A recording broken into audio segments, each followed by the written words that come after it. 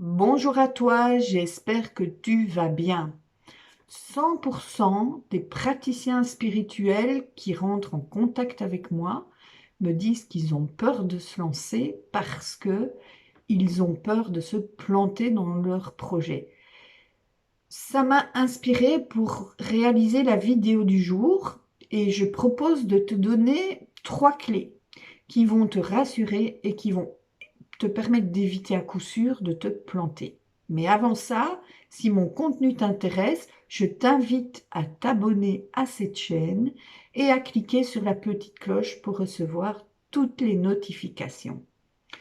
Alors, comment faire pour éviter de se planter? La première clé est en lien avec, il y a beaucoup de personnes que je rencontre et qui me disent, ben voilà, moi je démarre dans ce métier de praticien spirituel et je veux me former pour être crédible. Mes dons sont des dons qui sont apparus presque du jour au lendemain. Je suis complètement autodidacte et donc je veux absolument suivre des formations pour être crédible. Donc de cette manière-là, j'ai beaucoup de personnes qui se forment au tarot, au reiki, à plein d'outils différents avant de décider de se lancer et de lancer leur projet. En faisant ça, en fait, ça répond juste à ton problème de légitimité. Et c'est tout à fait normal que tu ne te sentes pas complètement légitime puisque tu es autodidacte.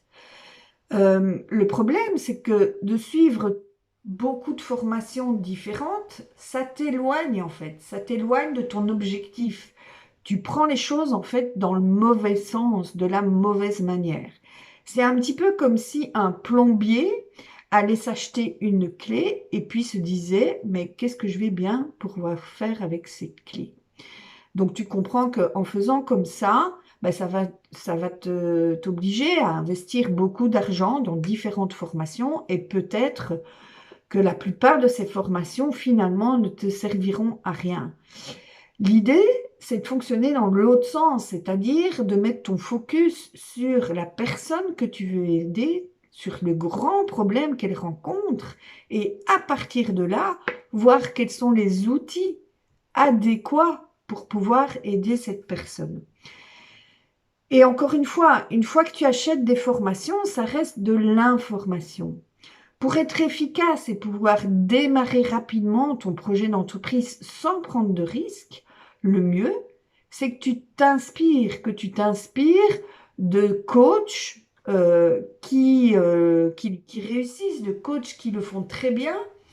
Et ça va te permettre de cette manière-là d'aller piocher chez ces coachs qui t'inspirent et qui obtiennent des résultats avec ses clients, mais quels sont les outils qu'ils utilisent. Et tu verras que très facilement, en fait, tu vas pouvoir, à partir de tout ce que tu as vu autour de toi, tout ce qui t'a inspiré, modéliser la manière dont il fonctionne et te l'approprier pour avoir un accompagnement mais qui te ressemble et qui te permet de mettre en évidence ton unicité. Donc, en résumé, l'idée, c'est pas d'abord d'aller à la pêche des outils et d'accumuler comme une lasagne toute une série d'outils, toute une série de formations que tu auras faites pour aller montrer ta certification, ton petit badge histoire d'être crédible pour ton client, mais c'est plutôt de voir quel est le problème de ton client de cœur et de te faire accompagner et inspirer par des coachs et de pouvoir après modéliser leur manière de faire pour être hyper impactante par rapport à ce client de cœur. La deuxième chose qui arrive très souvent, beaucoup de praticiens me disent, OK, mais moi, la première chose que je dois faire, c'est trouver un cabinet parce que je suis contre, j'ai besoin d'être en contact physique avec les gens pour pouvoir les aider et donc je dois absolument trouver un cabinet. Donc j'ai des personnes qui me disent, ben voilà, il y a une pièce dans ma maison que je vais transformer et qui va devenir mon cabinet, euh, ou je suis en recherche d'une location, etc., pour pouvoir m'installer. De nouveau, de cette manière-là, le fait de t'installer dans un cabinet, le but de ça, fondamentalement, en fait, c'est juste de te rassurer et de te donner une posture parce que tu ne te sens pas encore tout à fait à l'aise, tout à fait prêt dans ta posture.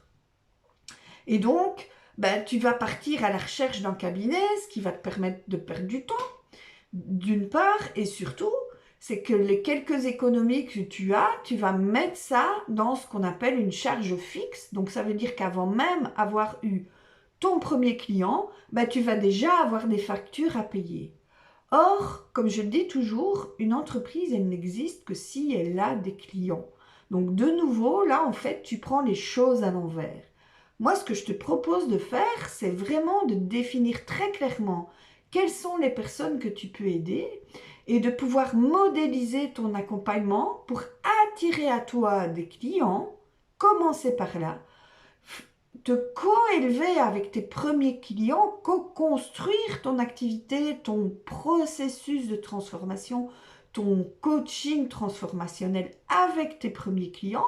Et puis une fois que tu auras amorcé la pompe, que tu auras validé que tu réponds réellement aux besoins d'une personne, à ce moment-là, tu commenceras déjà à générer des revenus et ça te permettra éventuellement ou pas, hein, tu verras si tu en as besoin ou pas, mais ça te permettra éventuellement d'investir dans un cabinet s'il te semble que c'est vraiment quelque chose que tu veux et si ça fait partie de ton grand rêve. Mais surtout, fais les choses dans le bon sens.